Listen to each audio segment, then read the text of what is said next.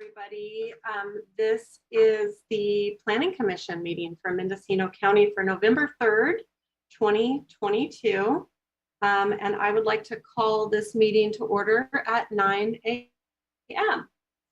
The Mendocino County Planning Commission meetings will be conducted virtually and not available for in-person public participation pursuant to the provisions of Government Code Section 54953 and the recommendation of the Mendocino County Health Officer.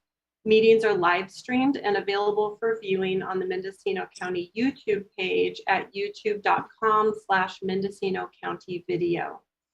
In order to minimize the risk of exposure during this time of emergency, the public may participate digitally in meetings by sending comments to pbscommissions@mendocinocounty.org or orally via telecomment in lieu of personal attendance. All public comment will be made available to the commissioner, staff, and the general public after processing by staff, and can be viewed as attachments to this meeting agenda on the Planning Commission agenda page. To submit public comments via telecomment, the Zoom link and associated instructions can be found on the agenda for this meeting. In order to ensure that you are called upon to provide comment, please complete the telecomment form found at mendocino-county.org/government/planning-services/meeting-agendas. Roll call, please. Commissioner Wiedemann. Here. Commissioner Jones, absent by prearrangement. Chair Purnell. Here. Commissioner Babini. Here. Commissioner Pollan. Here with some technical difficulties. Okay, thank you. Our second agenda item, an administration item, is discussion on possible action, including adoption of a resolution of the Mendocino County Planning Commission, finding that state or local officials continue to recommend measures to promote social distancing in connection with public meetings. And we do have this same resolution before us for consideration today. And before we ask for public comment and Planning Commission discussion on this item, I wanted to ask Julia if there is any update on the Commission's access to the board chambers. Yes, thank you for that question, Julia Krog, Planning and Building Services Director. We do have the ability for the Commission to return to in-person meetings utilizing chambers. That there is a procedure that we have to go through in order to utilize the chambers. There's training by staff as well as meeting to secure the room on the board's calendar, essentially, to reach out to the clerk of the board and fit in with their calendar. One of the challenges that we may have is just if we have noticed various public items already for a virtual meeting versus an in-person meeting. I do want to also let the Commission know, right now the ability to hold these meetings virtually is based upon the Governor Newsom's state of emergency related to the COVID-19 pandemic. And there was a press release done on October 17th stating that Governor Newsom announced that the state of emergency will end on February 28th, 2023. So at that time, there would not be the ability to continue with virtual meetings as well without compliance with the Brown Act standards that relate to holding teleconference meetings, which require that you publicly notice the location of where all individuals are participating remotely from and make those areas accessible to the public. I'm happy to answer any other questions. I do have a question about that, Julia. So I just want to make sure I understand the state of emergency ending on February 28th, 2023. Does that mean that we will need to be coming back to in-person meetings? Yes, it does. Okay, so we're looking at March meetings being in person. Absolutely. And not hybrid. And not hybrid, that's correct. Nope. Yeah. And not hybrid. Okay. So then the next question then is, do you or maybe Deputy County Counsel might have some insight into whether or not the governor might be considering extending that state of emergency? I do not. This was a press release issued by the governor's office. So, I mean, of course, we can keep you updated if we see any other updates come from that, but this did come out in October. Okay, so like that's October quite, 17th. quite current. Anything to add to that, Matt? Deputy County Counsel Matthew Kudrowski, no, I don't have any more information. I think it's just that with that out there on the horizon, unless it gets extended, we'll see how the winter goes. But the current plan is, I think, for the state and its emergency, and that's going to mean I think most of these local bodies will be having to think a lot harder about how they can go forward with any kind of virtual or hybrid meetings. Okay, great. Commissioner Babini. Is the board chambers going through some construction soon as well with new furniture and stuff? I don't know why I thought that was happening soon as well, and it might make it a little bit more difficult to come in person. And I could be wrong. I just, for some reason, thought that was happening soon as well. Not that I am aware of. Okay. It may have been thing yeah, that they underwent construction during COVID pandemic before they reopened to doing hybridized meetings at the board. There may still be other improvements being done, but I don't think it'd be closed for such a long period that may affect the commission. So okay, great. I just wasn't sure. I thought I saw some like movings of facilities, and so I was like, oh, maybe they're moving too, but no. Okay, no worries. We are going to open this up for public comment, but first let's go to Commissioner Wiedemann. So just for clarification, are we going to try to meet in the board chambers before March? Before that latest information from the governor? that is a decision that will be made by this body. The commission will need to decide whether or not you wish to return to in-person meetings sooner than that time period. So Julia, you mentioned that there was a procedure that would need to be undertaken. You mentioned that there was training involved. What were the other components of that procedure? Oh, so the board has created a procedures document related to the use of board chambers. It's primarily training for staff on the equipment and such that's in there. There is some new equipment. So it shouldn't necessarily impact the commissioners, but before returning to in person, we need to make sure that our commission staff is able to be trained on the proper use of that equipment, as well as to ensure that we do have that meeting booked. So the room booked for the meeting dates, excuse me. So, okay, so training for staff and scheduling, and then presumably staff will need to be trained on this sooner rather than later if we're 100% going back by March. So is the training something that needs to be scheduled as well? I'm just wondering, like, maybe that training can happen sooner rather than later, and we can come back, say, like at the first of the year. Absolutely. So, that's something that I think for myself, from a staff perspective, it'd be great if we can look at a date, not necessarily the next meeting, but a date a little bit further in the future, because that will allow us to also accommodate the public noticing that's required for projects and be able to have the training done for the staff, make sure that any public notices, say we start this in January of 2023, any of those public notices are properly identifying where the meeting location will be held. And that way we have proper notice going forward. So those are my comments, at least. That would be helpful to us to have more time than just 2 weeks to be able to get this squared away. Great, thank you for that. Commissioner Pollan. Just curious, Director Krog, you said that there were some items that were already scheduled for virtual meetings, and I was just curious how far out those ran. Currently, those run into December, to December 15th, I believe. Great, thank you.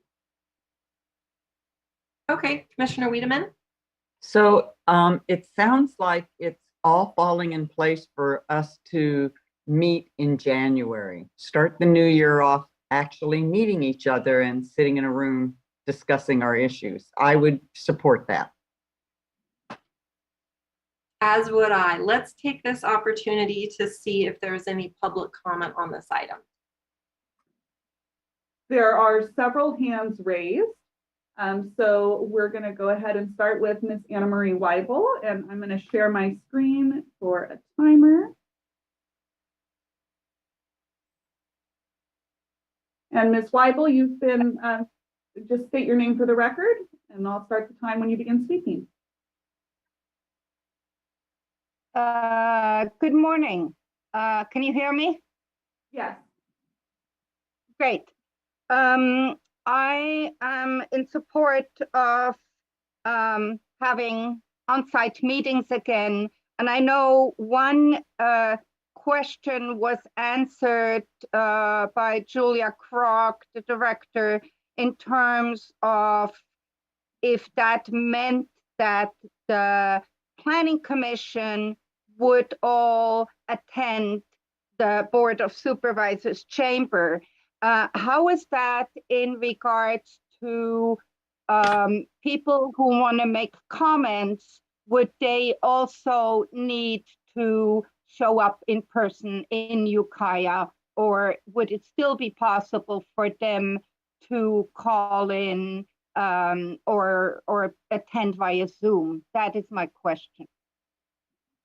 Thank you.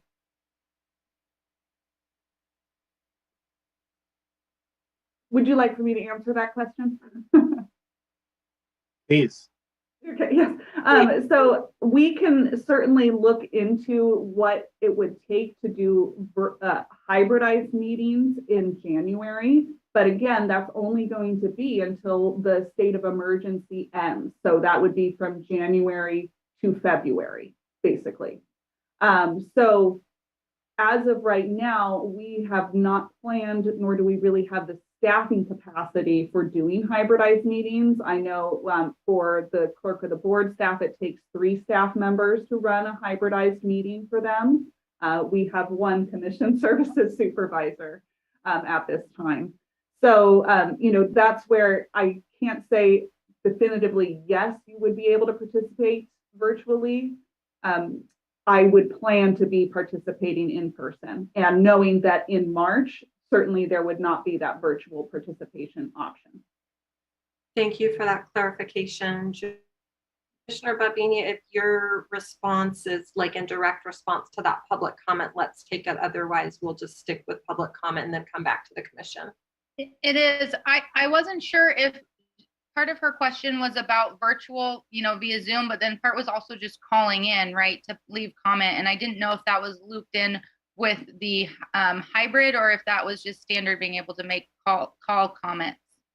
That is looped in with the hybrid meetings. We have not in our department. The board does do where you can leave a voicemail. We have not done so for planning and building services for any of our commissions throughout the COVID-19 pandemic. So we would not have that voicemail option available. It would be back to how things were, pre-COVID, where it would be participation either in person or via written correspondence, whether that's via email or hard copy letters. Thank you for the clarification. I was not here pre-COVID, so I appreciate the clarification. Commissioner Pollan? Yes, this might be a question addressing Anna Marie Weibel's question to Deputy County Counsel. I mean, is it obviously from a Brown Act perspective, like having all the commissioners in the same room needs to be there, but as I understand, the Brown Act wouldn't preclude us from having some sort of an ability for the public to call or Zoom in if we were able to have the staffing capacity for that.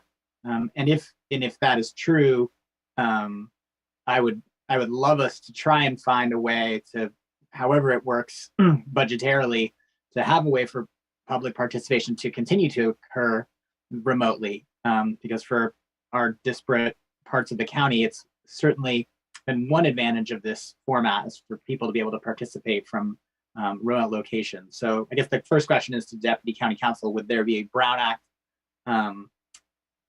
prohibition on having people participate remotely if we were able to do it logistically? So through the chair, Deputy County Counsel Matthew Kudrowski. I'll be honest, I have not researched what the Brown Act would allow without the current emergency. That was the kind of the main thing that changed in the Brown Act to allow these kinds of remote meetings and people doing this electronically. So I'd have to see what exactly any changes there have been to that. Certainly pre-COVID, doing any kind of secondary meeting site required that other site to also be ADA compliant and noticed, have cameras, all the rest of it. So I don't know if there's what allowances have been made, if any, since then. I want to talk to my boss. He's more the person who does more work on the Brown Act side of things. And then obviously, even if allowed, the next component becomes how to staff those things. Yeah. Okay. Well, thank you very much. I would be interested in the answer to that too. And it just occurs to me too that there are, real benefits to lesser carbon emissions if we're not asking people to drive in from all corners of the county for their 3 minutes at the podium. Could even be something if it does take extra funds to make that happen, maybe there's a little climate change grant out there where we can, encourage participation in our local democracy and keep our carbon footprint down. Just that's the wild idea of the morning, okay? All right, thank you. Let's continue with public comment. Julia, do we have anyone else? We do. Let me go ahead and share my screen. Next up, we have Amy Wynn, and I'm going to reset the time here. Amy, please just state your name for the record, and I'll start your time. Amy Wynn, Wind Coastal Planning and Biology in Fort Bragg. Chair Parnell, Commissioners Wiedemann and Paulin, it's a pleasure to see you again. Commissioner Babini, it's a pleasure to meet you. My name is Amy Wynn, environmental planner with Wind Coastal Planning and Biology in Fort Bragg. And between we assist people navigating the tricky planning process through the coastal zone primarily. I've got 3 planners, soon to be 4, and 2 biologists, a drafts person. We represent upwards of 100 clients at this moment, different clients. Most of them are not here in Mendocino County. And I am grateful for the comments of Chair Purnell and Paulin and others that are asking for the possibility for a hybrid meeting, not least of all relative to climate change. I think the concept of getting a grant to support remote hybrid meetings to increase accessibility that we've been able to have since COVID has been wonderful. Specifically, what I'm asking the county to do, and perhaps the Planning Commission to ask the Board of Supervisors, is to write a letter to the governor asking that the Brown Act be modernized to include hybrid meetings as we've been having them during this during this state of emergency, so that we can have participation from all over our county, which is almost the size of the state of Connecticut, as you all know viscerally.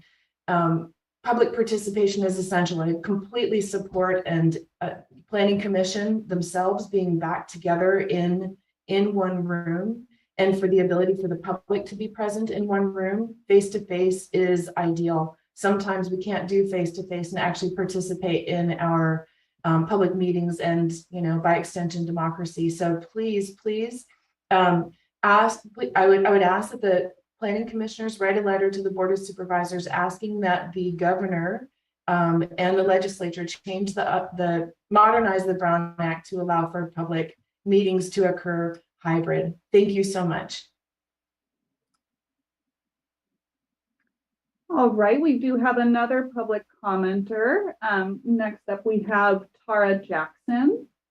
And we're going to go ahead and unmute you, Tara, and please just state your name for the record, and I'll start your time. Okay, my name is Tara Jackson. I am Senior Planner with Wind Coastal Planning and Biology. Thank you, Commissioners and Director Krog, for your time. I am speaking in support of the county exhausting all options before returning to an in-person only hearing situation, such as the writing the governor or requesting the Board of Supervisors to send a letter to the governor to modernize the Brown Act. In Mendocino County, we drive a lot. I spend an hour in the car in labor to get to Ukiah to deliver my first son, an hour and a half on the road to deliver my second. In order to have any dental work or skin work, you have to go to Santa Rosa or Ukiah, Discount Groceries, Willits or Ukiah. And previously attending commissions and hearings, it was a 3 hours round trip to Ukiah.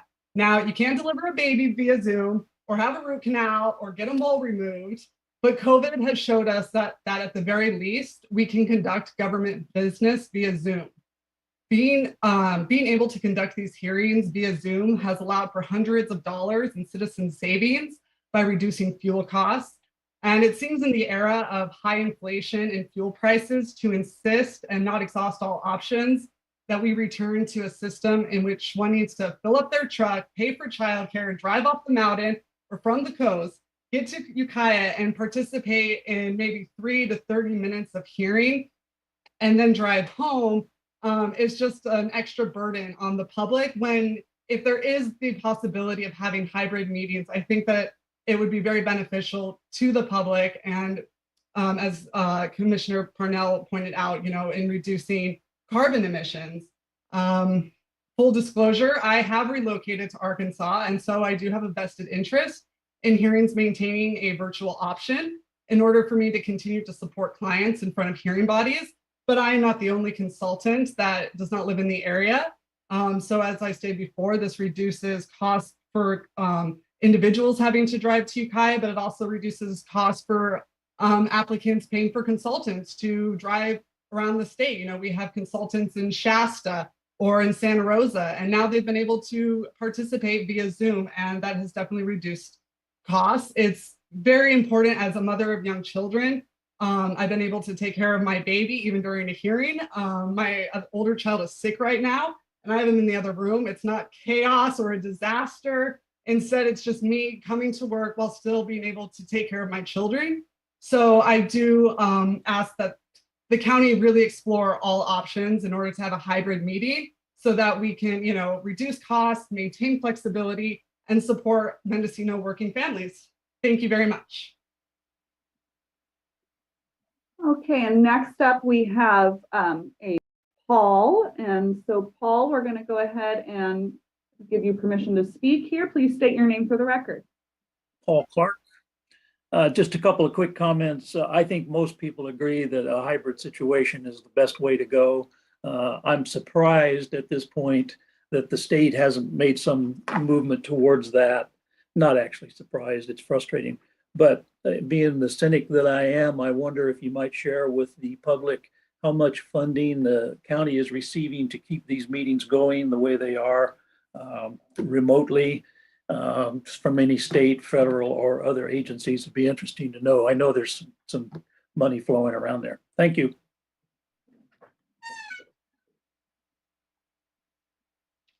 Okay, and then next up we have a Samir. And Samir, we're going to go ahead and give you permission to speak. And then please just state your name for the record. Good morning, Samir Tuma, commissioners. Thank you for having this discussion. I think that particularly, so I spend most of my time on the coast, and the challenge of getting to Ukiah for hearings is significant. And when we hire consultants, as was previously mentioned, it significantly increases the cost of doing that. As a former planning commissioner, I value the community input, and I would always find in my role as a commissioner that the more input we have from the community, the better decisions we make. If this goes to people having to be there in person only, I think it'll have a significant chilling effect on the ability for the public to participate. And through that process, your ability to gather information would be limited by that. There are some alternatives. I currently sit on boards where we literally have one staff person who's also participating in the meeting. They run the Zoom. And it's doable with limited staff. But the other alternative could go to simply having the ability to call in during the meeting, so you don't have the complexity of the Zoom setup, but just the ability to simply call in and be heard during public comment on any given item. So I think there's a variety of ways this can be accomplished. I think it's super important to the process and the decision making. And so I would encourage, as have the others, for Mendocino County to do everything they can to make this option available. Thank you. Okay, and that would appear to be the last public commenter under this item. Great, thank you, Julia, and thank you to everybody that called in. I think we can see that this issue is important to the public, important to the consultants that are an important part of, keeping county applications moving and development moving in our county. And it seems to me from what we've heard today that it would be helpful to get a response at a future meeting, perhaps at our next meeting, from County Council about whether or not the Brown Act will currently allow for telecomment. I think that we need to have that information before the commission can consider making any recommendation to the board about how to interact with the governor's office, just so we know what the playing field looks like right now. Do other commissioners have any thoughts or questions on this issue before we entertain a motion?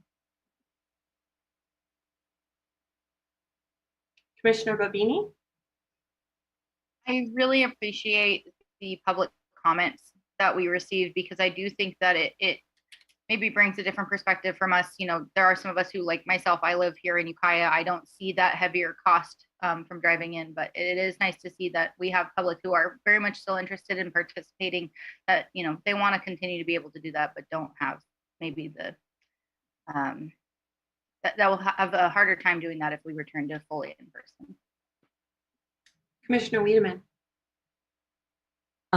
Yes, since I represent the 5th district, and it's a big district, and it's on what we call over the hill from Ukiah, I do encourage us to keep access via, whether it's a phone call in or Zoom, because it is a burden. And I appreciate the comments by our constituents, right? And also our users, meaning of the system, our stakeholders, that it would be helpful. And I really appreciated the consultant referrals, because it is a burden, and we have the technology now. And so the question is, if we need to find funding to make this happen, then that would be good to get on the Board of Soups meeting, calendarize that. And maybe we could be helpful to secure that funding. Thank you. Anything from you, Commissioner Paulin? Okay, a thumbs up there. So I do believe we bring it back to our resolution. And do we have a motion? I'll make a motion to continue with the resolution of the Mendocino County Planning Commission, finding that the state or local officials continue to recommend measures to promote social distancing in connection with public meetings. I'll second that motion. All right. Commissioner Paulin, Yes. Commissioner Babini, Yes. Commissioner Jones, absent. Commissioner Wiedemann, Yes. and Chair Purnell. Yes. And may I ask if our minutes will reflect the desire of the commission to return to in-person meetings as of January 2023? Yes. Thank you. Chair Purnell, I guess I would also maybe just encourage us to discuss that more at the next meeting if it's clear that the Brown Act does preclude us from having some sort of a hybrid option, and we're not able and we don't have staffing available of January 1, that as much as I want to meet all in person, I would also be okay pushing it off a couple months if it's going to take a couple months for us to figure out a way for the public to participate remotely. I don't want to have our needs sort of preempt the needs of the public in general, would be my one statement. So yeah, I think that's with that addition, that's a better reflection of our conversation today. Thank you. Yeah, thank you. Okay, great. So with that, we move on to agenda item 3, the director's report. Do you have anything for us, Director Krog? Pardon me, Chair Purnell, if we could go back to 2B, the determination of legal notice. Thank you so much. Do we have a determination of legal notice for all items today? Yes, all items were legally noticed. Okay, fantastic. Back to agenda item 3, the director's report. Thank you, Julia Krog, Director of Planning and Building. So I do have a couple updates for the commission. And as first off, I want to let you know we have hired a chief planner for our Ukiah office. Michael McGinnis has started with us this week. He is unable to be here today, but he will be attending future Planning Commission meetings, so you will get a chance to meet him. We're very excited for him to come on board and look forward to him being here at commission meetings moving forward. Then I also want to update you on 2 different grants, that the one that the department has been awarded and a second that will be being heard by the California Coastal Commission on November 16th. So the first is the CalApp Plus grant, and this has been awarded to the county. It was for essentially streamlining the review of eligible solar building permits.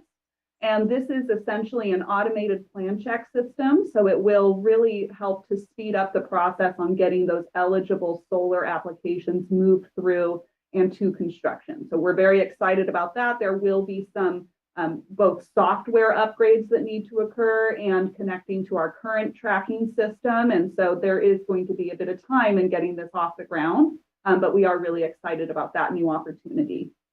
The second grant, we submitted a $2.2 million grant to the California Coastal Commission in hopes to prepare the studies that will inform an update of our local coastal program. So we understand that I believe the commission staff is likely to recommend approval of that grant, and that will go in front of the full California Coastal Commission on November 16th. So we are also excited about that opportunity. It will be a multi-year grant.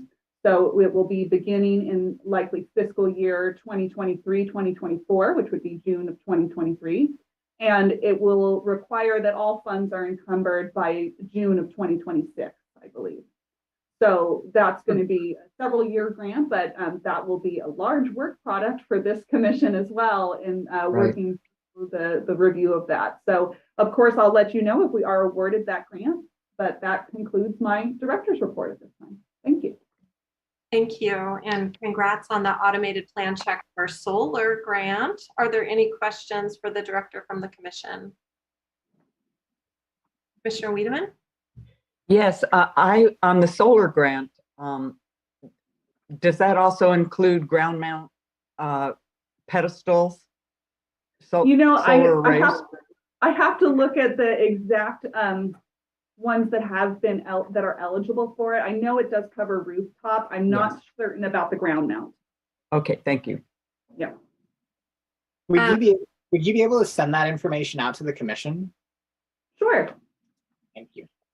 That will be great. That way we don't spend the next hour asking you questions about this very important grant. Sounds good. I think we're interested in it. Yes, yeah. That's great. And then Julia, I wanted to ask if you had any update on where the consultants are at with the zoning code ordinance modernization. Yes, I do. We have an internal administrative draft right now that the department has been reviewing. We will be providing edits back to the consultant, and then they will provide us with a secondary revised draft. We anticipate having a public review draft in the early part of 2023, which would be coming to the commission. So that's the update. Thank you. Do you have a month in 2023 where you think it will be coming to us? Not quite yet. I can probably give you a better update once we have gone through our initial set of revisions that staff recommends to the consultant, and they provide us a revised draft back. I don't want to overcommit ourselves to a certain date. Understood. Has there been continued conversation between staff and the consultants about the commission's desire for us to see this in bite-sized pieces? Yes, there has. And what we have is, I think I've discussed this with a couple of different commissioners. It will come as one large packet, but the commission has the choice to sort of break out how they intend to review that packet. We are not expecting that you will be getting through the entirety of the document in one hearing. So we have planned for that there would be multiple hearings, but it's not going to come in just individual chapters. You will get a large comprehensive packet, but the commission can choose, what sort of sections they want to review by. I hope that makes sense. That does. And I think as long as everybody's aware that it will probably take us multiple hearings to get through it, and that, the timeline works out accordingly, I think that's the important part. Great, thank you for that update. Anything else for the director? Okay, seeing none, let's move on to agenda item 4. This is matters from the public. Public expression. Members of the public are welcome to address the Planning Commission on items not listed on but within the jurisdiction of the Planning Commission. The Planning Commission is prohibited by law from taking action on matters not on the agenda. Individuals wishing to address the Planning Commission under matters from the public may do so via email, telephone, or Zoom. For information on each of these methods, call the Planning and Building Department at 707-234-6650 or visit mendocino.org/government/building-services/meeting-agendas. Okay, all correspondence will be attached to the item and made available online on the Planning Commission agenda page. And if anybody from the public has logged into the Zoom meeting and you wish to speak under public expression and have not completed the telecomment form, please use the raise hand feature to allow staff to add you to the meeting. Julia, do you see if we have anyone wishing to speak under public expression today? We do. We have 2 hands raised. We're going to start with Joseph, and I'm going to go ahead and share my screen here with the timer. Joseph, please go ahead and state your name for the record, and I'll start your time.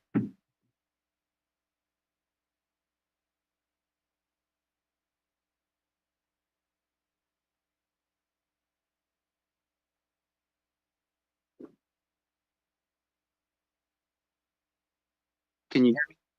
Yes, we can. Okay, my name is Joseph Martinez. I just kind of want to speak about short-term rentals. I'm not originally from this county. I showed up recently and saw the work you're doing on STRs and how severely it was affecting property values. And I chose to join this county to take advantage of this to build my own fortune. These restrictions on property owners' rights are going to provide me an opportunity to become a highly successful man. And I want to thank you and everybody in this county for being willing to take such a loss for such a new member of the community. I know the wonderful old America feeling that we enjoy out here will be lost as many investors commercialize the county zones that we own, but I am confident that my success will benefit the economy greatly, regardless of whatever losses the current property owners experience. I want to thank you for your time, and I'm very much in support of you guys continuing to destroy your property values. Thank you. And if I may, I just want to inform the speakers, this is for items not on the posted agenda. So there will be an opportunity to provide comment when we reach on the short-term rental resolution of the Planning Commission when we reach that item. This is for comment on items not on the posted agenda. So we do have one other hand raised from Anna Marie Weibel. We'll go ahead and give her permission to speak. Anna Marie, please unmute yourself when you are ready, and I'll start your time. Good morning again. I asked the commission to look into also doing another bylaw change because quite a while ago, the commission had more members.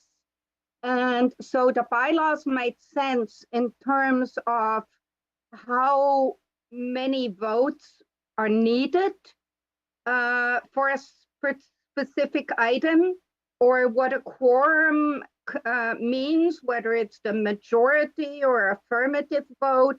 So I'm referring here to Rule 8 or Section 6.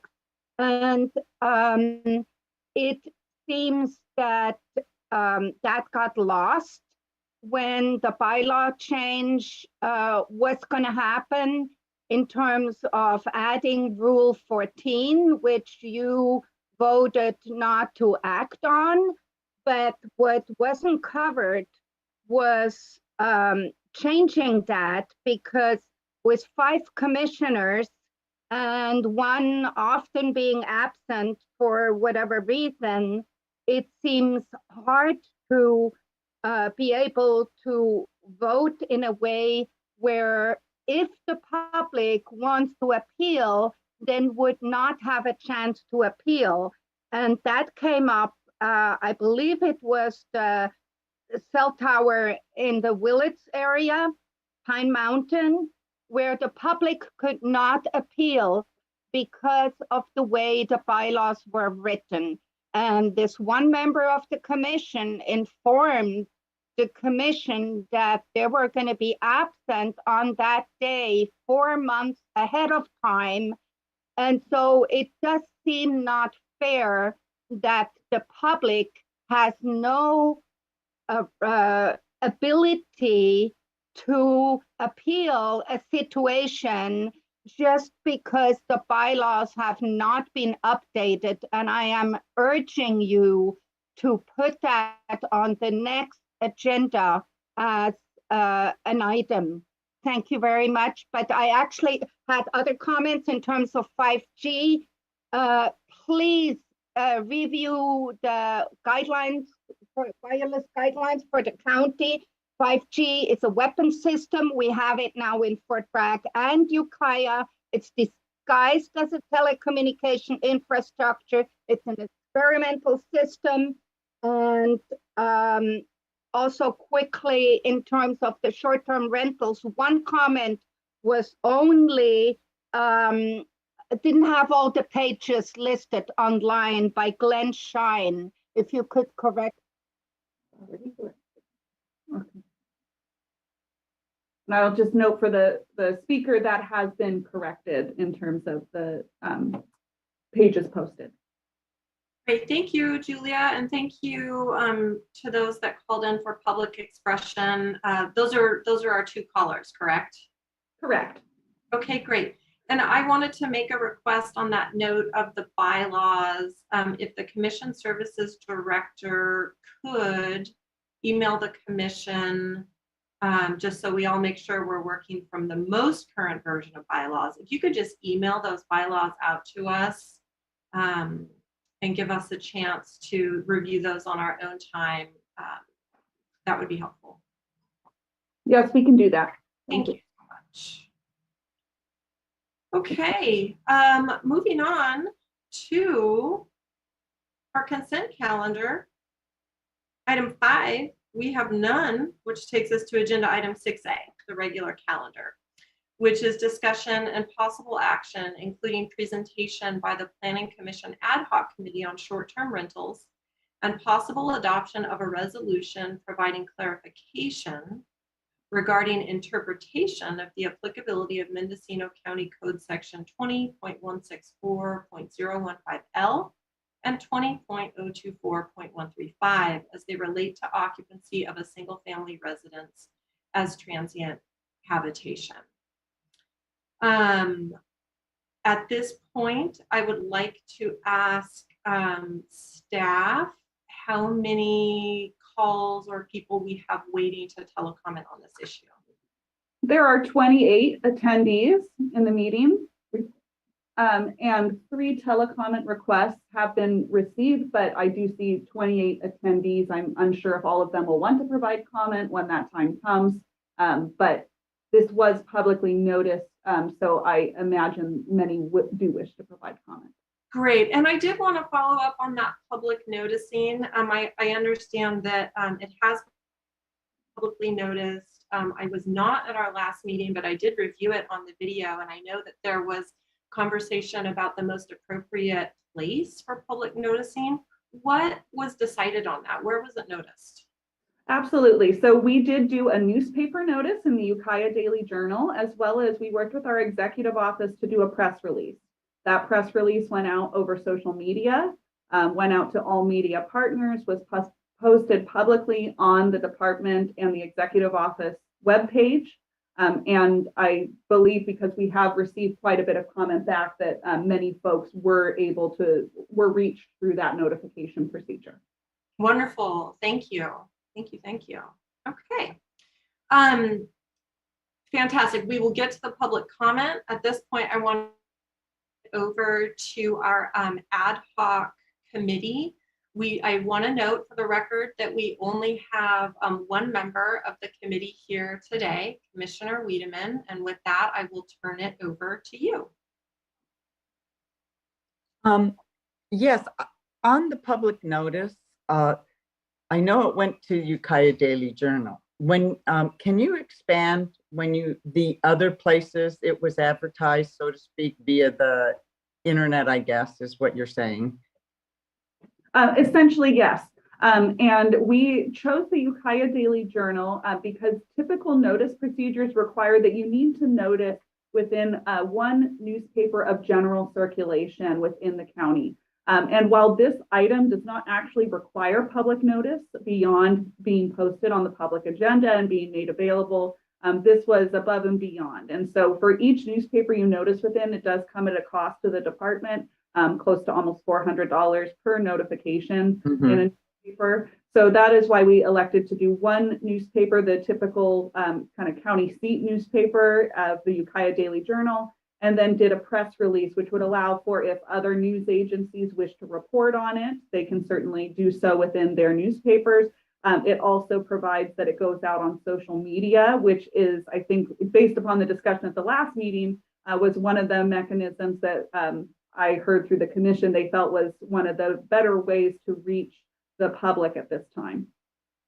I would just like to say that I think it would have been good to get it in one of the papers on the coast, whether, because like there's other issues, there were a lot of social media publications, not a lot, but several of them that it wasn't in that people read. So I was just, frankly, a little disappointed on that, so maybe for the future when we have such a broad issue and we have,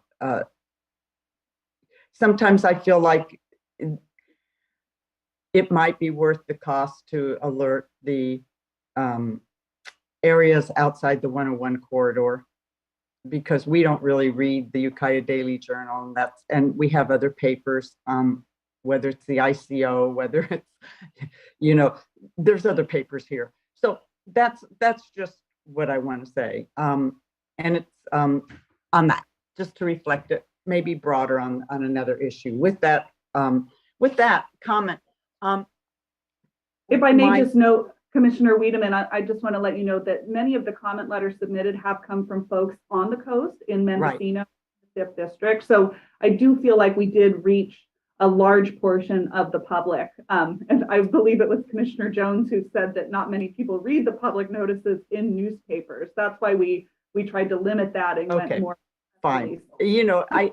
I right. It's totally fine. And I understand why they come from the coast. And I think there's because I think it's I think the whole issue we're going to be addressing is represents the distinction between different districts. So getting back to the our ad hoc committee, the other commissioner on the ad hoc committee called in sick today, and I'm not sure how to go forward because yes, did you raise your hands, Julia? Go ahead. I can respond. So I did have an opportunity to connect with Commissioner Jones, who is the other half of the ad hoc committee.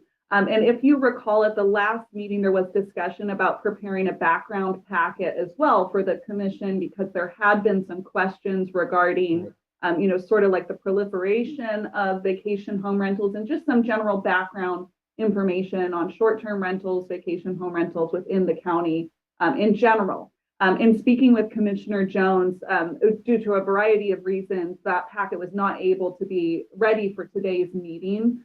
So the request from her was, because she would also very much so like to participate in this conversation, would be to continue the action on this item to a future agenda to allow her that opportunity to participate as well. I do recommend, because of the public noticing, that the commission hear comment today from the members of the public who have attended. And you may wish to continue your discussion as well, and we can suggest to Commissioner Jones to review the meeting on the recording of the meeting, so that way she is prepared for the next agenda as well.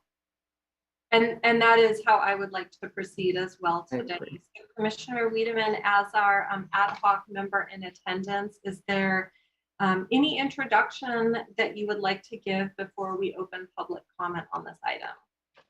I think we should, since we have quite a few public comments, and we're going to be carrying this over to a future meeting where we can go into more of the details. I don't want to add anything at this point, but we, other than we understand this is a complicated issue. And I also want to just say that it becomes apparent that the 5 districts are very different in the character of the vacation rentals and the amount of use of vacation rentals. And I think we really need to look at, once again, the differences of our district. And I would want to ask at some point, maybe there would be different overlays if possible. And this would be a county council question of, is there a possibility that each district can tailor their language, their policies around not just vacation rentals, other issues too. That was,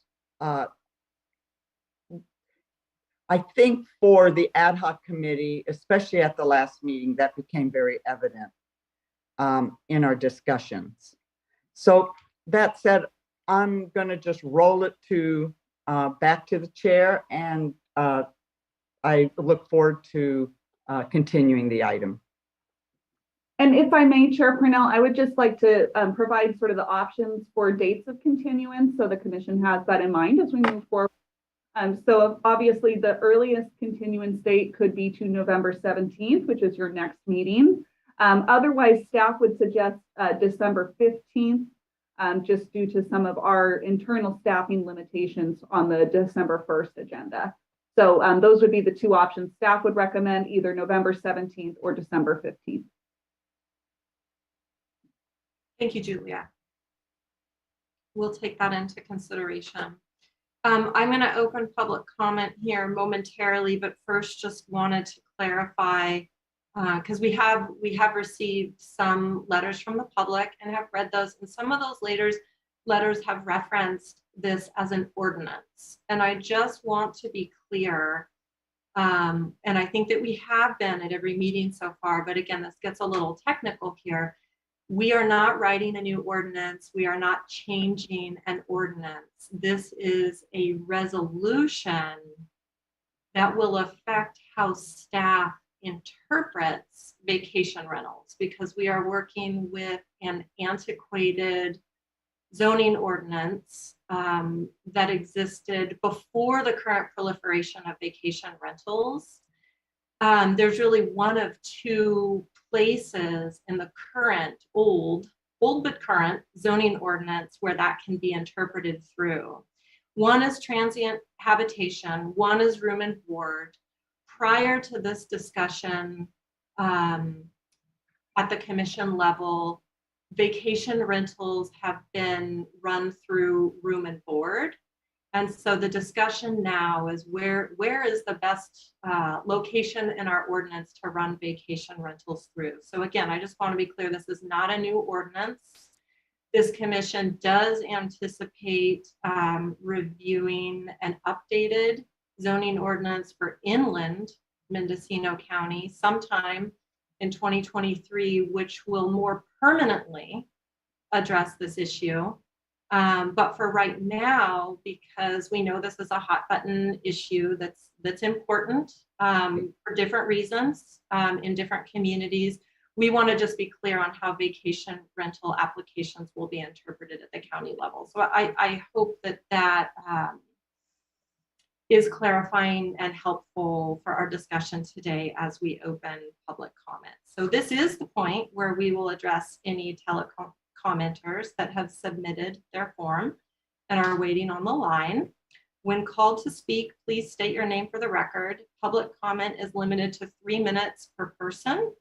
Speakers are asked to please address their comments to the meeting chair and to refrain from using profanity or engaging in conversation with members of the audience or staff. And so with that, I will turn it over to our staff to help bring in our telecommenters. All right, so I'll just note for the public, any individuals who wish to speak on this item, please use the raise hand feature. If you're on a telephone, that's *9 in order to raise your hand.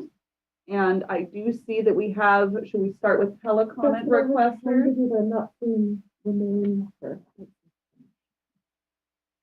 We're just checking here to see if we have our folks here on the line yet.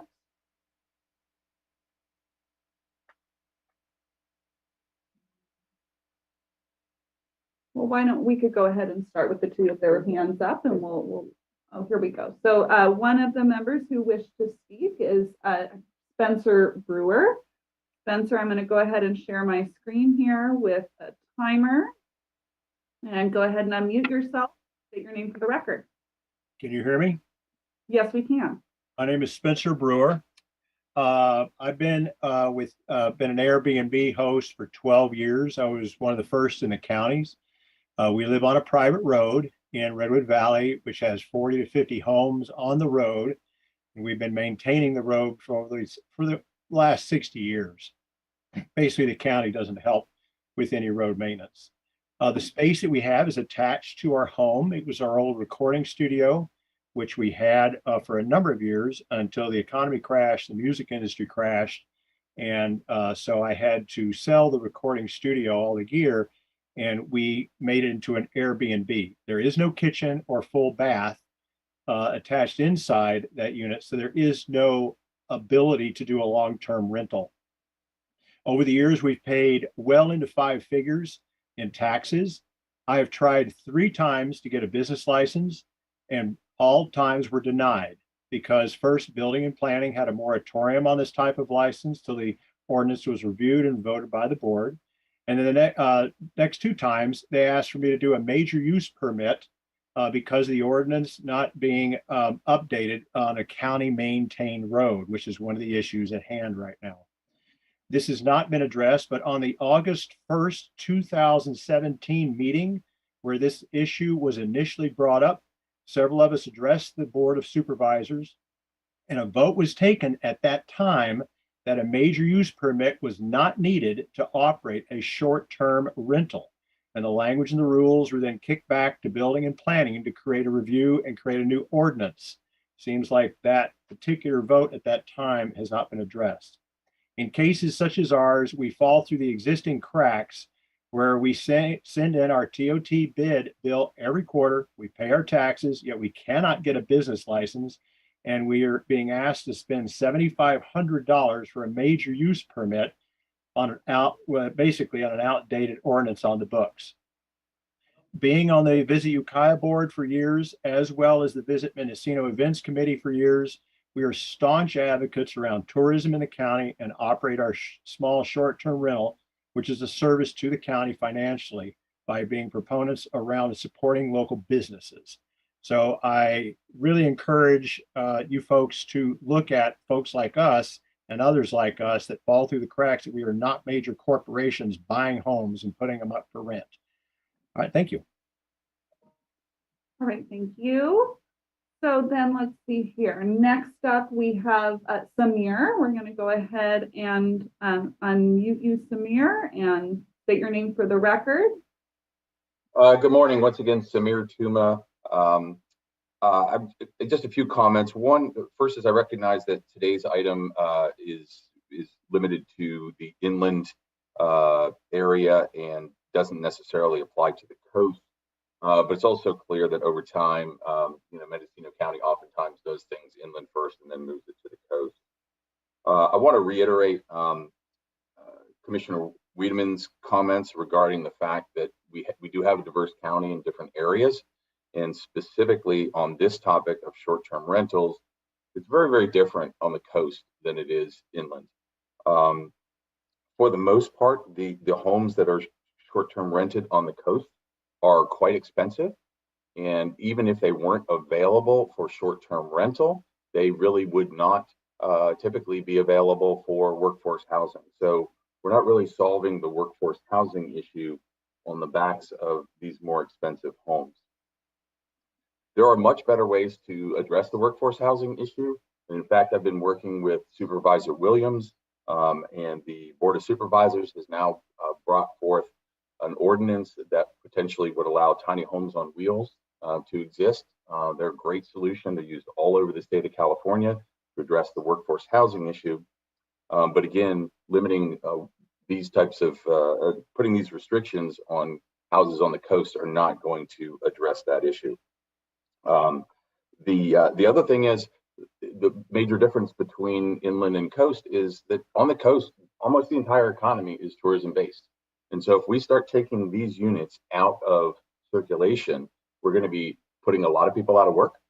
We're going to significantly reduce the revenues that the coast provides to the county. And it's going to be very problematic for the social welfare and health of the community. I do think that if you wanted to do something, you could. It is a more cumbersome process, but you could go through a full-blown zoning text amendment through the supervisors. Really have robust discussions with the community and with the stakeholders. By doing something as a resolution, it just simply doesn't have as much visibility to the public and as much comment time. And as you know, there's been a lot of there's case law and various other restrictions on what can be done on the coast with respect to restricting access to the public.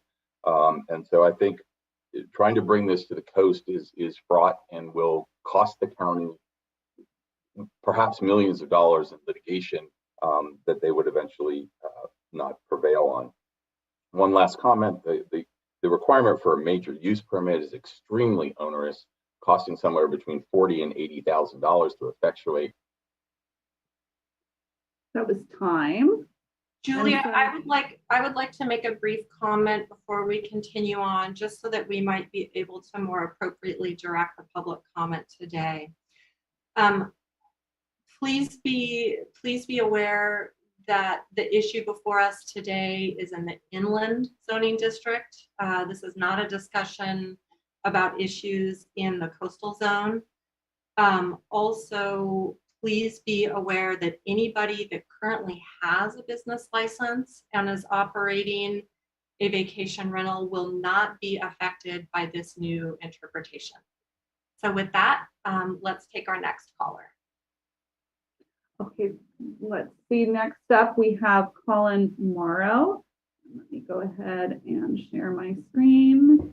And Colin, please unmute yourself when you are ready and state your name for the record. Good morning. My name is Colin Morrow. And I know I submitted prior correspondence on that, and I would incorporate that by reference and ask that that be added to the administrative record. I'm not going to spend too much time covering what's discussed in there. I think I made myself clear enough. I think more importantly, I would say that process is important here, and that this is an issue of gravity to the county. This is a county that depends upon tourism, and it's not just the short-term vacation rentals existing in a vacuum, but the wineries that are benefited by people driving along the 128, or restaurants being patronized by tourists, or tourist attractions being visited by tourists. These are all interconnected. As an issue of gravity, I think this is best addressed really at the Board of Supervisors level. And by my understanding, not a lot of people were aware that this was occurring. I heard some notes today about there being zoning code modernization on the horizon in this county. And I think it makes far more sense to address this in a holistic way that takes into account all the features of the county, and not just in some stopgap measure. I would also say, as to the worker housing issue, in my experience, a lot of these short-term vacation rentals are really subsidizing vacation homes for individuals who want to spend some but not all of their time up here. And if taken off the short-term vacation rental market, those houses are just going to be empty when the owners are not there. So with that point said, I think I'll yield the rest of my time. Thank you. Thank you. And next up, we have Steph Gold. And Steph, we're going to go ahead and give you permission to talk. And please state your name for the record, and I'll start your time. Thank you. I'm Stephanie Gold. Can you hear me okay? Yes. Great. So I am from Anderson Valley, and I'm on the board of the Anderson Valley Housing Association. And the AVHA is always monitoring housing stock availability for rentals. And there's a real crisis in AV when it comes to workforce, long-term workforce rental availability. In fact, we did a housing needs assessment survey recently, and there were multiple responses from people who had lost their housing because their homes had been turned into short-term rentals. So we understand that there are some people in the valley who rent out a spare room or a cottage on their property for additional income, and that's one kind of situation. But there are also many properties owned by people who don't live on the premises, who have turned them into short-term rentals because it's more lucrative. And perhaps that could be approached differently, where it would be limited more rigorously to help address the workforce rental shortage. Thank you. Thank you. And next up, we have Callie Dim. Callie, we're going to go ahead and give you permission to speak here, and please just state your name for the record. My name is Callie Dim. I own the Little River Inn over on the coast. At 85 employees, I think I'm one of the bigger employers in the county. The last couple of years, I've had to turn some of my regular rooms into temporary workforce housing, and of course, losing revenue on those rooms. So affordable housing is not only near and dear to my heart on a compassionate plane, but also on a financial plane. I appreciate that what you're discussing right now is inland. I don't blame you for starting practicing there instead of tackling the Coastal Commission and the crazy people over here on the coast. But it seems pretty clear that you would want to expand once you practiced inland. So I understand that there is a perception, like the last caller said, that the vacation rentals are taking away from workforce housing.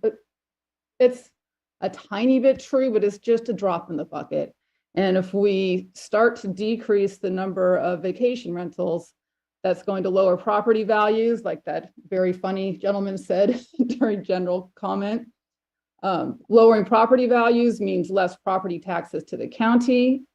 taking them off means lower TOT to the county, lower bed tax to the county. It's really only hurting the middle class. Rich people just leave their second homes, third homes empty. So it's bad that way. And at the end of the day, this is really just a distraction. What we need is high density, affordable housing. And I know development in that way is not popular, but it's really the only viable long-term solution for the housing shortage that we face. Thank you for your time. Thank you. And next up, we have Paul Clark. And Paul, give us just one moment here to bring you over. There we go. Paul, please just unmute yourself when you are ready. Paul Clark, thanks again. Yeah, it's interesting to listen to a lot of this. It started out as we've been following this for months and months and months, a lot of local people. I'm in the real estate business, so I have a little bit of feel for what's going on, a lot of the vacation rentals. However, since I've lived in Fort Bragg since 1976, I've seen what has happened to the obvious location to provide housing. The city council in their current zoning ordinances and everything else put all of their eggs on the Georgia Pacific mill site to develop housing. They stopped annexations out to the east part of town, which could provide several hundred homes with the infrastructure already in place. So I would encourage people to look more at a solution to the housing. It's logical to be in a place with water and sewer like the city of Fort Bragg is, but the city council needs to be prodded a little bit. Maybe this next election will change things, but that's where for the coast, the housing situation could be solved in a matter of a couple of years. But this has become much more of a political agenda to go after those rich people. And not everybody that has a vacation rental is a very wealthy person.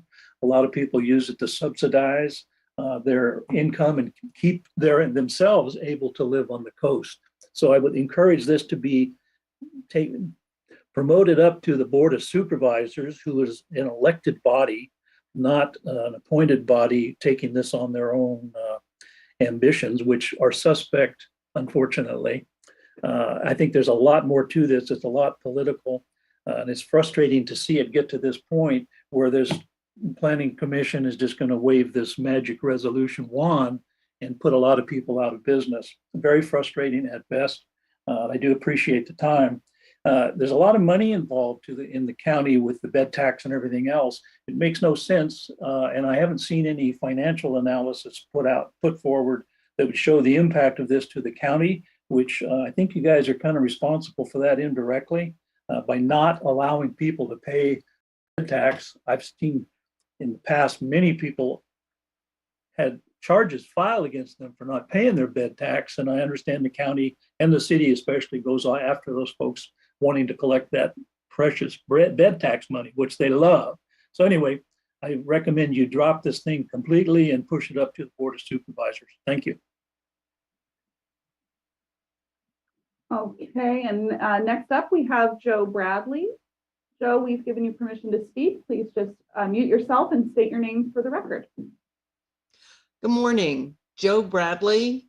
I am affiliated with the Mendocino County Tourism Commission, and in that light, what I would like to bring to your attention is the fact that we are finding many illegal vacation rentals, and those seem to be the ones that are impacting workforce housing. People are renting places on their property.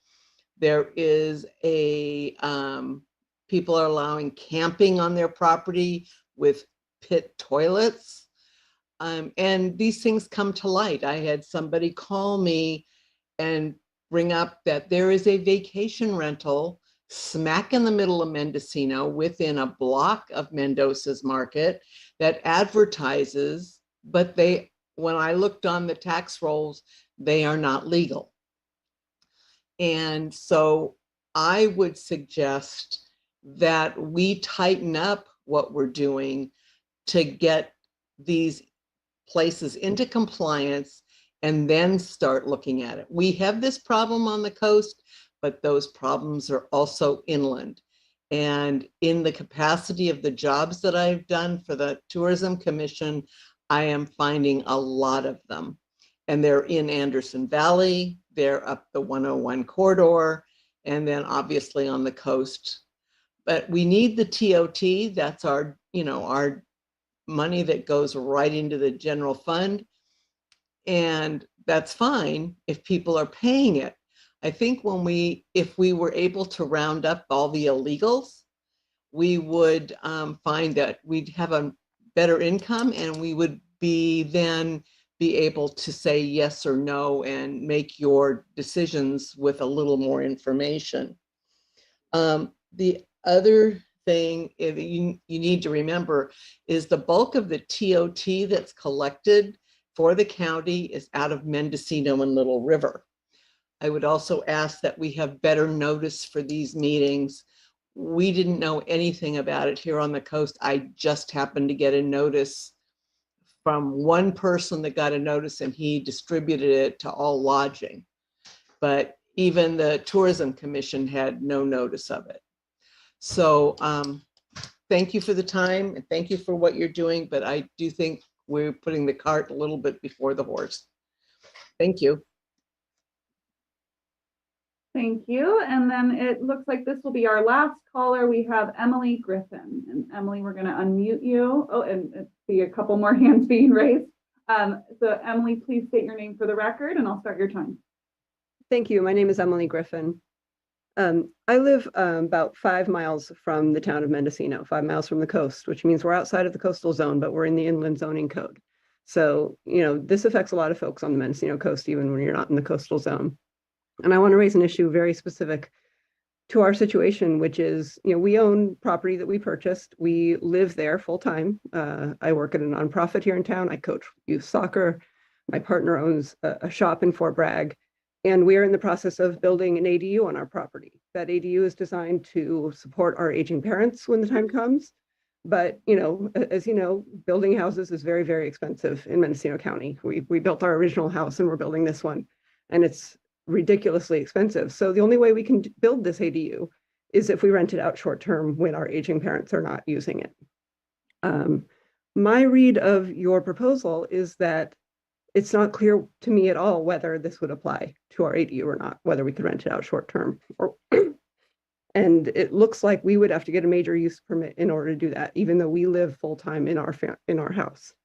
There are several things about it to me that are very unclear. The definition of vacation rental is a single family residence. And I don't know if the ADU is a single family residence or not, but later in the proposal, it mentions that you have to get a major use permit for a vacation rental as defined, whether it's a single family residence or an accessory dwelling unit. So now it looks like the ADU is a vacation rental that would need a major use permit. I think that the resolution should be drafted much more clearly and clearly exempt people in my situation who live full-time on their property in their primary residence, have built an ADU, which is expanding housing in the county, and want to rent that out short-term. So those are my thoughts. Thank you very much. Thank you. And next up, we have Anna Marie Weibel. Anna Marie, we're going to give you permission to talk here and just state your name for the record. My name is Anna Marie Weibel. I support that you are postponing the decision until one of the two meetings that you, Julia Kroc, mentioned, November 17th or December 15th, as Marie Jones was not able to attend this meeting. I know it was forwarded from another meeting because the chair wasn't able to attend, but it's a very important issue that has people on many sides, interested in it. I also want to support Diana Wiedemann's comments that it really doesn't seem to be enough notification for people who don't read the Ukiah Daily Journal and who are not on Facebook and Twitter and LinkedIn and all these other avenues. Ms. Wiedemann mentioned ICO. I would like to mention the AVA. And even if certain people who kind of follow what you're doing are also given the information, they can write into the AVA, or even anyone who has a subscription to the AVA can write in a personal comment. Also on the coast, we have what is well read by many is the MCN listserv. And I also, want to just remind you the comments by Spencer Brewer that, what he went through, that the major use permit would not have to be or should not have to be required according to the Board of Supervisors, and somehow somebody dropped the ball. That is kind of an issue that I would encourage you to follow up. I know the work that the subcommittee did, this ad hoc committee with Marie Jones and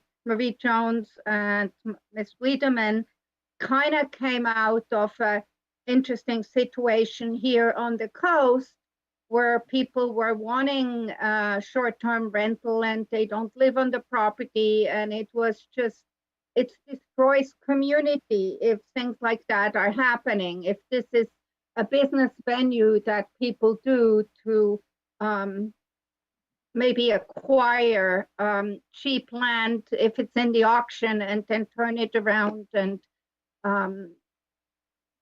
abuse this situation to that point.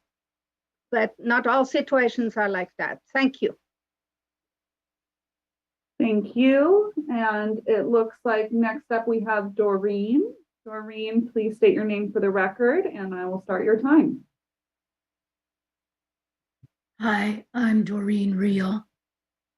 I live in Westport, which I know you're not talking about places that are in the coastal zone, but Westport is an example of a tiny community that has been heavily impacted by vacation rentals. And over the time I've lived here, I've seen a substantial percentage of the housing in Westport, not luxury housing, turned into vacation rentals.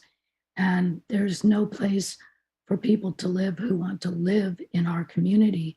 So our community is being turned into a tourist outpost where there are just a few businesses and a lot of vacation rentals, and that's it. It's very hard for people to actually live here. I think this is an extremely important issue. People having places to live is an extremely important issue, and the business people always seem to be able to have a voice. It's hard for people who are just living here and getting by to have as much of a voice. I was able to find out about this meeting, but I was not able to find out what the report is that we're supposedly discussing. So I can't even address the proposals that are before you. But I just want to say, we, the residents who are just trying to live here, are very concerned about this issue. We haven't had as much of a voice in this discussion, but we really care a lot. Thanks. Thank you. And our last commenter is Amy Wynn. Amy, please state your name for the record and begin your comments. Thank you. Amy Wynn, Coastal Planning and Biology here in Fort Bragg. I have a question about processing use permits relative to major use permits relative to minor use permits. As you know, in the coastal zone, we only have a single use permit process. I'd like to understand, and if possible today, I'd like to understand what is the difference between processing of a major use permit and a minor use permit. Thank you very much. Okay, and now we do have one additional hand raised. That is by Joseph, and I can respond to the caller's question when we return back to the commission. So Joseph, please state your name for the record and begin your comment. Joseph, first, I want to say I support this reinterpretation logic. I think it's flawless, and I think it applies to all laws and ordinances in the area. I think this is great. Stealing is no longer stealing, it's just transferring possession.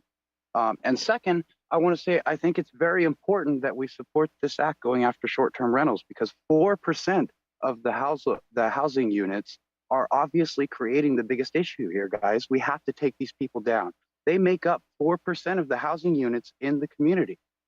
That's a huge percentage. I thank you for your time. Okay, thank you. And that appears to conclude public comment on this item for today's meeting. I'll be clear. Commissioner Purnell, or Chair Purnell, I'm happy to answer the caller's question if you like. Yes, if you could do that, and then we will close the public hearing and go to bio break and come back for discussion with the commission. So the difference between a major and a minor use permit are one, the fees associated with it, as well as the hearing body. So at least initially, so the hearing body for a minor use permit is the zoning administrator. In that chapter, the zoning administrator does have the ability to kick a minor use permit up to the planning commission for consideration where he deems it appropriate, where a project may be of such significant concern that he feels that it should be reviewed by the full commission. Otherwise, the processing is nearly identical. We go through, we do project referrals, we prepare CEQA documentation, we prepare a staff report and a resolution. So it is nearly identical in terms of that processing. The main difference is the fee associated with it. And the fee is based upon, the reason why minor use permits have a lower fee is because of the projects which are eligible for those are generally considered to have a lower complexity, not warranting as much staff input and review in that process. The reason major use permits have quite a bit higher fee is those are typically for more intensive types of development that may require a significant additional amount of staff time involved in preparing those. Thank you. Thank you for speaking to that, Julia. We are going to close the public hearing. Public hearing is now closed. And let's go ahead and take a 12-minute break and be back at 10:40. Thank you.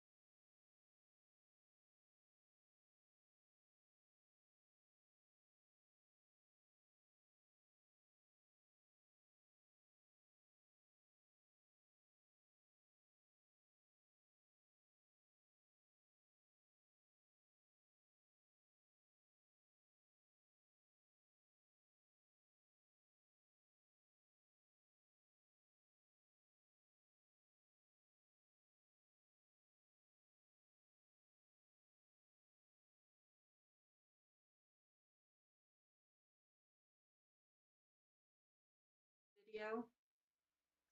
Yes, I believe so. Okay, great. Well, welcome back, everybody. And I just wanted to thank staff again for utilizing that extra measure of the press release.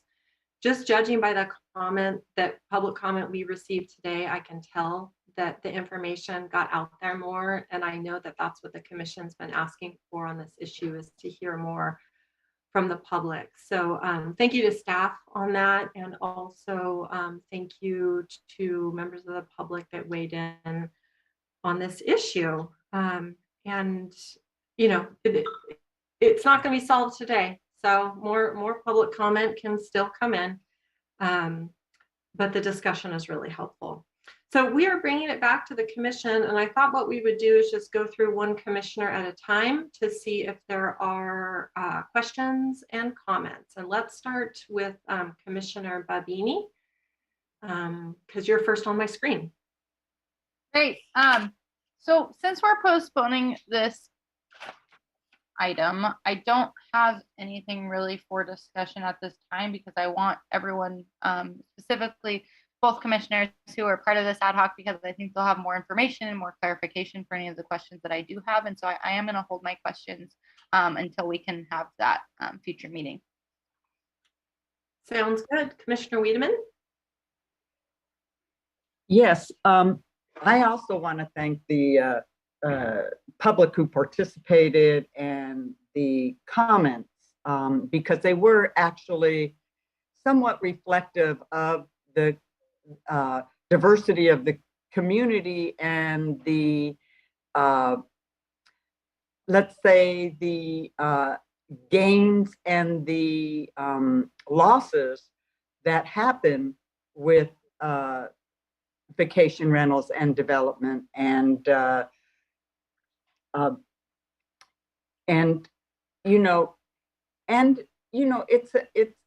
it's multifaceted, and that's why it's we need to take the time and we need to really look at it, how we're going to find the balance, like the rest of the state so is doing. But I do want to say, I think we still could do better outreach, that I think we did hear from that. Some people didn't know about it, and I think as time goes on, we'll do a media blitz, whether it's to our commission or the Board of Soups, because it is such a important issue. The one thing I wanted to talk about a little bit is, clearly there's been some issue around the major use permit and the cost of the major use permit. And the question is, on the cost of the major use permit, and this is more of a staff question and probably county council question just for going forward, is there a way that one of the reasons for the major use permit is because it's a way neighborhoods have an opportunity to check in on somebody's development that might be impacting them. Is there a way we could look at the cost for this particular major use permit? And I believe it was Amy Wynn who brought up, well, the minor versus the major. What's the difference, right, in the sense? And so I think the important place it's about giving, how do we give as many people as we can kind of what they want, right? Property rights, and property rights not only for somebody who needs to make some income, but property rights for the people who choose to live in an area that they don't want transient energy, right? That's kind of it in a nutshell. And I think that if it's economics in the sense of the major use permit, minor use permit, to give the neighboring property owners a right to check in on, can we find a happy medium? And I leave it with that. If I may, through the chair, respond to that. items. So the fees for planning and building services are established through the board. The board adopts a resolution. I do want to be very clear that right now, major use permits for short-term rentals are charged a minor use permit fee at the direction of the board. Great. So they're already paying less. The board has also directed planning and building services to have full cost recovery. Reducing our fees would essentially be meaning that, and that's a decision to be made by the board, would be that essentially the department would not be at full cost recovery, and whether or not the board wishes to subsidize that with general fund dollars. So that is really a decision that would need to be reached by the Board of Supervisors. And I really appreciate that information. And it's something that I think as commissioners, we can go a little more in depth with. But thank you very much. Commissioner Pollan. Thank you, Chair Purnell. Like Commissioner Babini, I'm going to hold off on specific questions until we have the full commission here, but I just would like to make a few more general comments, and that would be, I think we heard both from in the public comment that was written and what was submitted today, that there's a real desire for both a comprehensive look at short-term rentals as they relate to the overall housing stock question in Mendocino County, and for a system that is consistent across the board.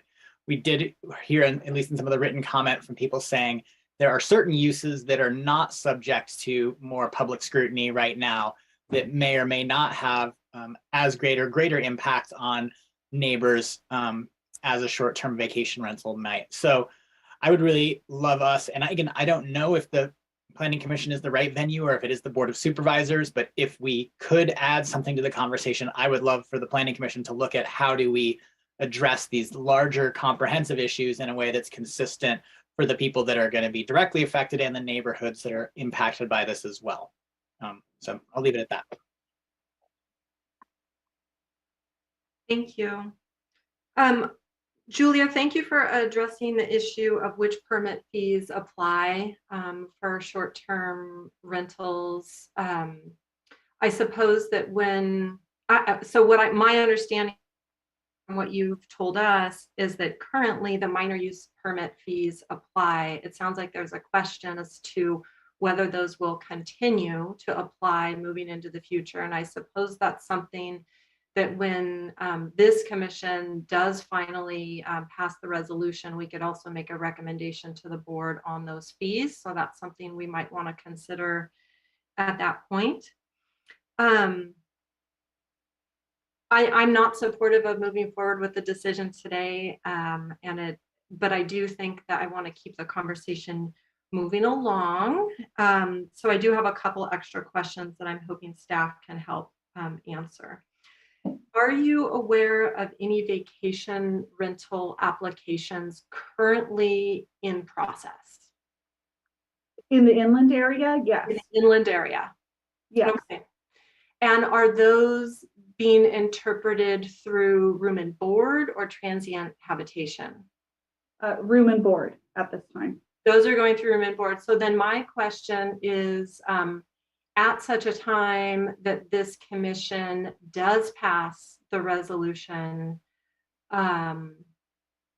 those folks wind up disadvantaged if they're being processed through room and board. And what do you think is the fairest way to proceed with those applications in process?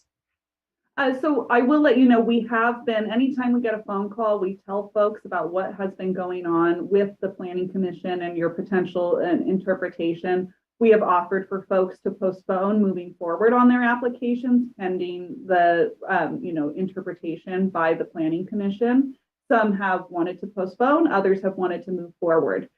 So we would, of course, depending on what the Planning Commission does, would notify applicants, and if there's it would essentially change how we're conducting our analysis. The private road issue would only really be coming into play then when you're thinking about findings related to nuisance, and it would be focused more on this being a commercial activity and less so residential accessory use on a property.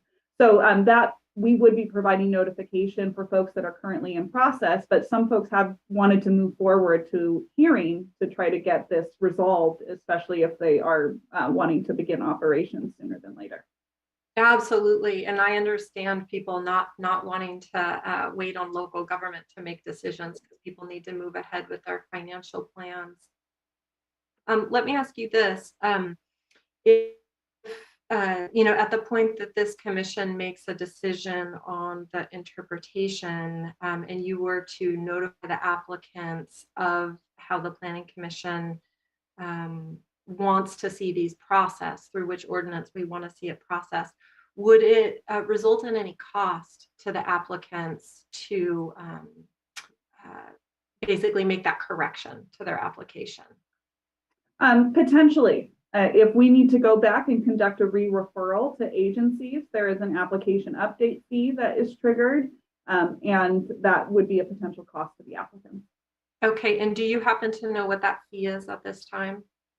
The application update fee is $545 plus the difference in cost of an application, what you would pay, at the time you're doing the application update from what you paid originally, because our fees are updated almost on an annual basis.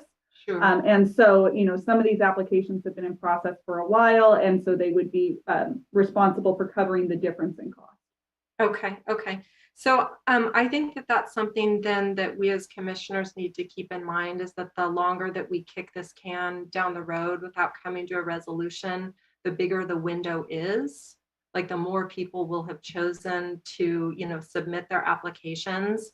And I just don't want us to forget that they're waiting on us, and it could result in extra cost to them the longer that it takes us to make our decision. So I think we need to just keep that in mind. That being said,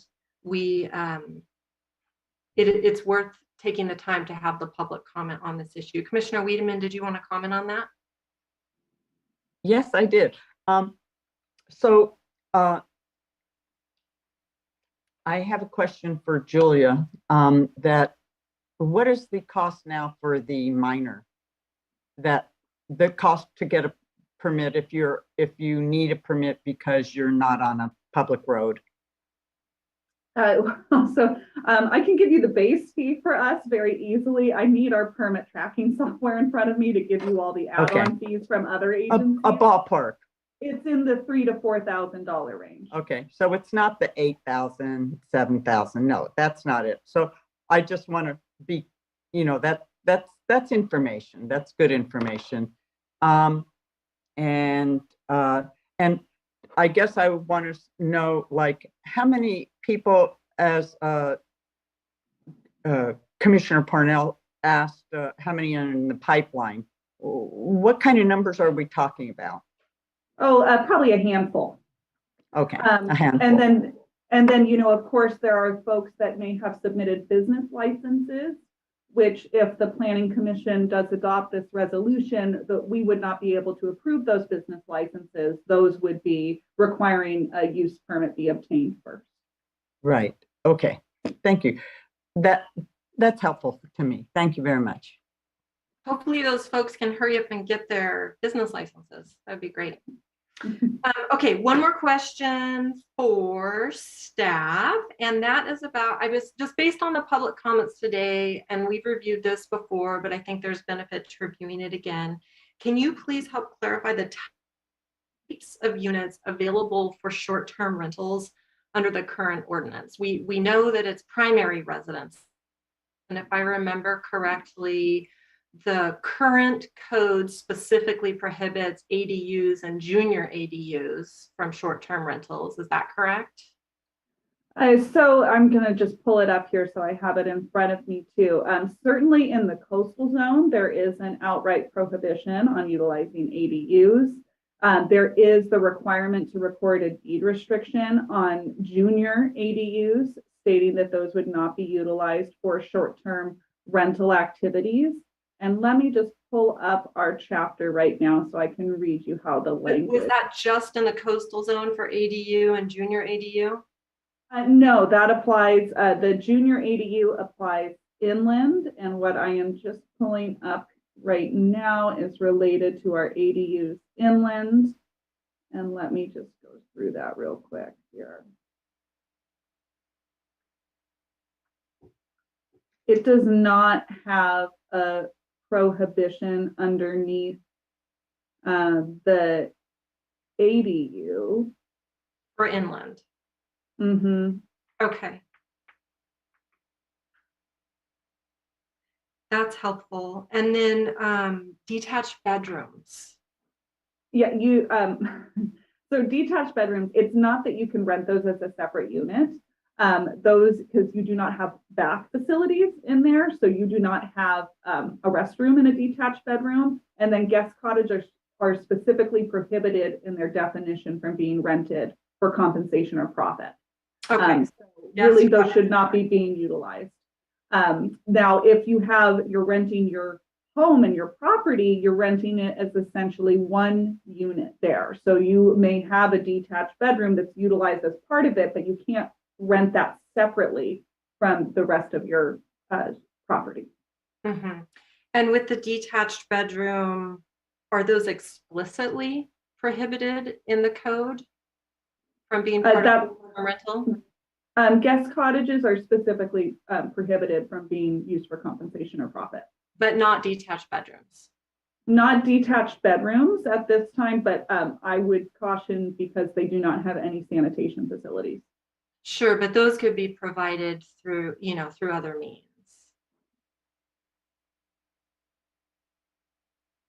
I'm not sure what you mean by other means. Yeah. I think that would be What do up you to mean? the applicant. Well, I mean, you can provide sanitation in a standalone bathhouse with, a honey hut. It would be up to the applicant to figure it out. But just because there's not a bathroom in a detached bedroom doesn't mean sanitation isn't available. So I would hope that we wouldn't totally rule out detached bedroom. Commissioner Mabini. I think we should err on the side of caution and might need some help from the building department on that, because I think there might be building code restrictions on the allowable use of, a portable toilet. Okay. Yeah, so I don't know if we may have the answer for that today, but I think there might be building code restrictions against that use. So I think maybe we should get clarification elsewhere. Right, and I don't mean to get into the weeds on that issue. I just was curious where in our current code, which types of units are, specifically prohibited, just so that we understand what we're talking about. Okay, so thank you for entertaining my questions. With all of that said, I did want to share some of my thoughts on this since I wasn't at the last meeting, and I do hope that our other ad hoc member, Commissioner Jones, will be able to review this meeting. I think it's really important for us to, like, when we're thinking about the decision that is before this commission with regards to interpreting the resolution, us to think about what this really changes. And as written, the current resolution really doesn't change anything for those people located on a private road. It's same. Mm-hmm. Major use permit. That's just the way it is. Right. So for anybody who's, concerned about this affecting whether or not they can do a short-term rental on a private road, it would be the same exact requirement. It actually levels the playing field because this would require a major use permit for those applicants on a public road. And so the burden is actually on those people on public roads, the burden of this new interpretation. That being said, this wouldn't be a prohibition. It would simply say the Planning Commission wants to take a look at this before we say yes or no or place conditions on the permit. So I just want the public to be clear that this is not a dramatic measure that we're taking. It's trying to figure out how to interpret the existing zoning ordinance. And the way that it's been interpreted to date has actually been not in sync with Room and Board, because Room and Board has been very clear that it's no more than two rooms being rented out. in a house. And so it's been a very like green light liberal interpretation of that, which maybe has, contributed to part of the problem.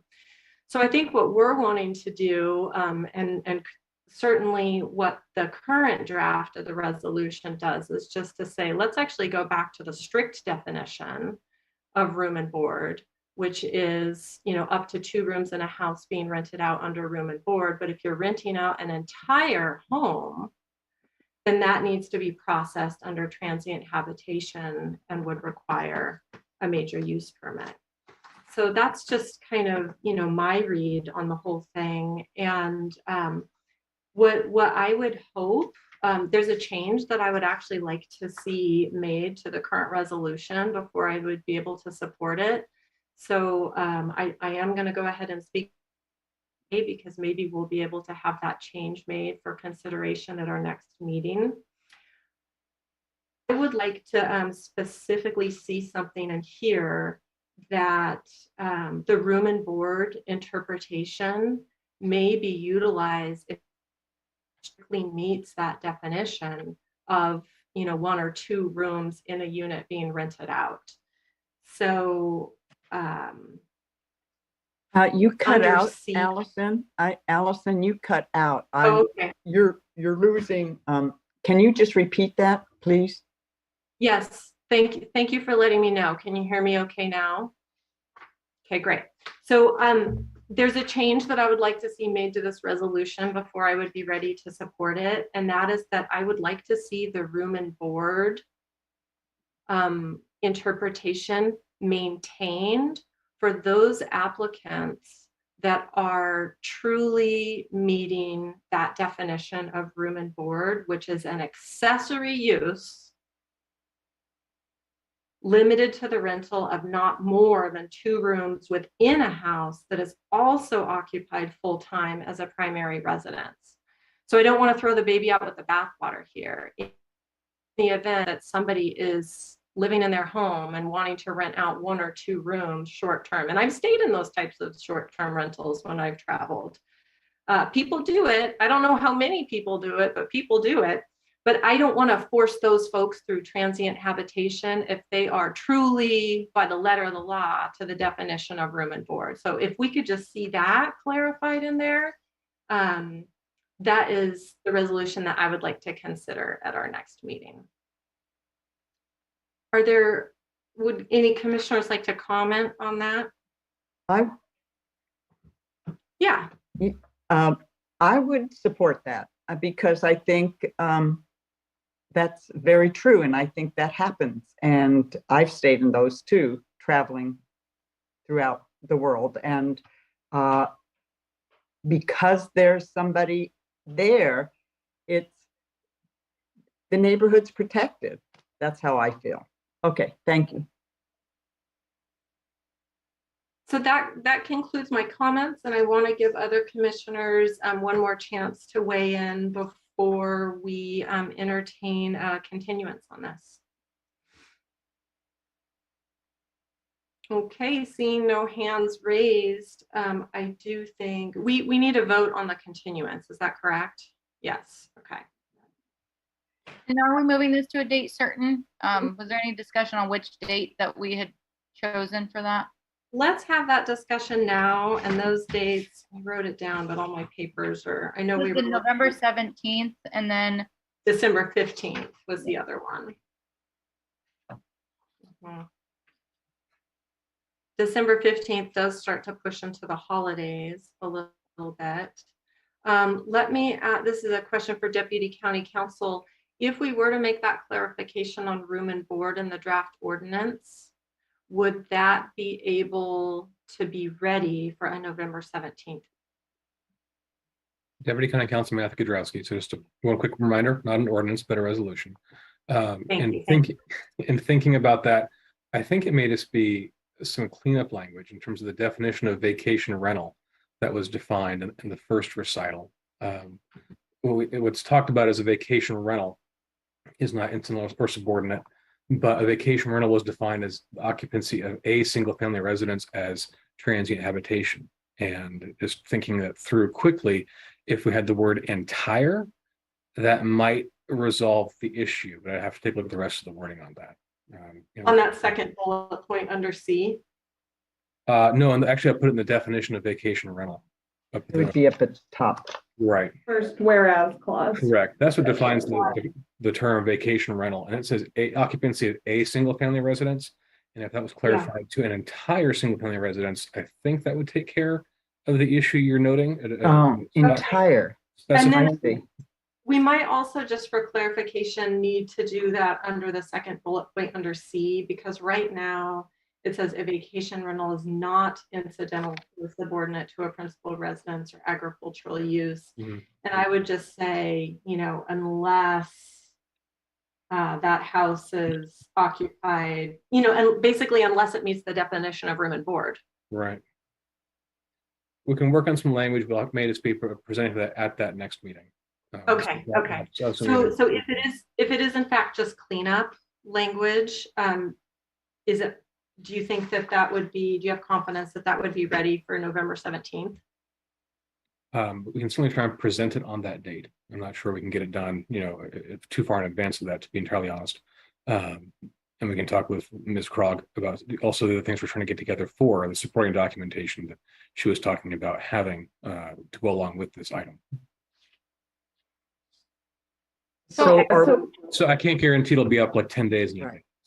I'm thinking it may have to be presented at that meeting date, and obviously it'll have to be discussed by the full commission to see if they want to go along with that proposal, or we have need more time to rework it. Okay, but we would have everything in place such that we could make a decision on it, even if there's not 10 days lead time on it. We will try and bring it forth on that day and see if the commission agrees with the wording based on what you're saying right now. Thank you. Commissioner Wiedemann. Would it be better to do the 15th of December so that we have it all in writing and it's noticed?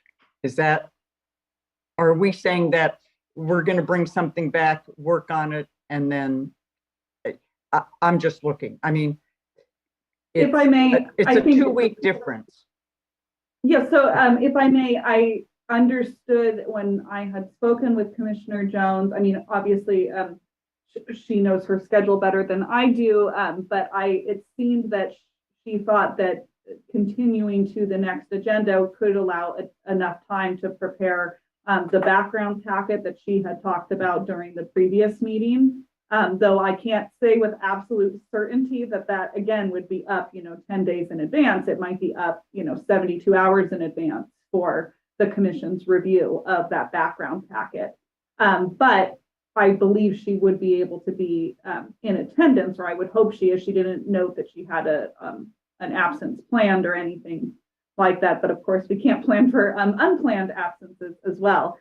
Staff is able to get together a background memorandum on just the resolution itself and could be ready to share on the screen that day after the commission discusses a tentative red line with what Chair Purnell was referencing. Okay, Commissioner Babini. I am in favor of us bringing it back on the 17th to discuss maybe those red lines, even if they're not fully able for us to make a motion on approval or, a denial of that resolution at that time, but at least then it'll give us a secondary spot in the near future to look at that again. And then if we need to push out to the December 15th for the adoption of that resolution, I think we could do that. That sounds okay. I can support that. I'm good. Okay, so with that, I think we are looking for a motion to continue to a date certain. I make a motion to continue item, where am I? Okay, item 6A to our next calendar meeting, November 17th. second that. Commissioner Babini, Yes. Commissioner Wiedemann, Yes. Commissioner Jones is absent. Commissioner Pollan, Yes. Chair Purnell, Yes. motion passes. Okay, so we will revisit this at our next regularly scheduled meeting on November 17th. Thank you again to everybody that's weighed in. I feel like we are making progress on this issue. And Chair Purnell, if I may, just for the benefit of the public, I just want to make sure folks are aware, since this item was continued to a date certain, there is not additional noticing that would be occurring between now and November 17th. So just so folks are not expecting to see an additional notice out there. Thank you. Thanks for clarifying that, Julia. Okay, are there any additional matters from staff? Under matters from staff, I forgot to mention this during the director's report. So I just want to let the commission know of 2 items coming up on the board agenda on November 8th. The first is going to be, it is the first reading of the building code for the 3-year building code cycle update. That will be happening through our building division. That'll be as part of the November 8th meeting, and that's the first reading. Second reading would be held in December. Then additionally, it was mentioned by one of the public commenters that the board at their October 4th meeting gave direction to the planning division to essentially come back to the board with, to seek direction, I guess I would say, on movable tiny homes to be allowed. And so the staff is going back to the board on November 8th with sort of a memorandum seeking direction. And then the direction received from the board will be incorporated into the review draft of the zoning code update that will come before the planning commission. So just making you aware that that item is going on November 8th as well. So you can keep your eyes on it. Thank you. Okay, any items from the commission? Commissioner Wiedemann? I just, before I move on, the movable tiny homes, how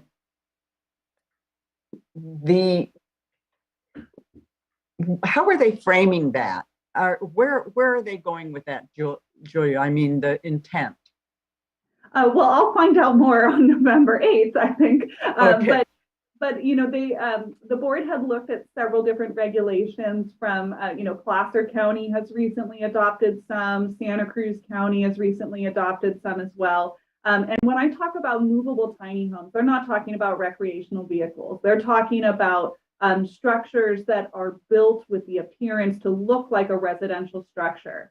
And then there are what I see in other jurisdictions, siting restrictions on that, ensuring that there's skirting over the bottom of it to ensure that it does really have the appearance of a, you know, kind of stick-built residential structure. But these are vehicles or, you know, trailers that are licensed through the Department of Motor Vehicles. So they're looking at those potentially as additional housing is really what they're looking to see. And are they looking at it for, like, let's say anybody in the county can put one on their property in the sense of and have somebody a habitation, year-round habitation? Yes, that's what I've understood. That's part of the direction we're seeking, Right. though, is So to confirm how they want to see these, whether some jurisdictions have only allowed these as accessory dwelling units. Others have considered and some have adopted allowing them as primary residential structures as well as accessory dwelling units. A few decisions that are, you know, recommendations to be reached from the board. Okay, thank you. Okay, any other items from the commission? Seeing none, we have no minutes to approve, and so we're just looking for a motion to adjourn.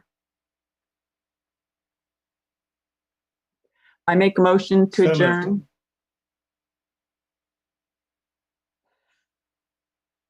So we have a motion. Did we have a second? I'll second that motion. Great. All those in favor? Aye. Aye. Great. Okay. Well, good to see you all, commissioners. See you on Good the to see you, Allison. Welcome back. Thank you. Bye, everybody. Good to see you.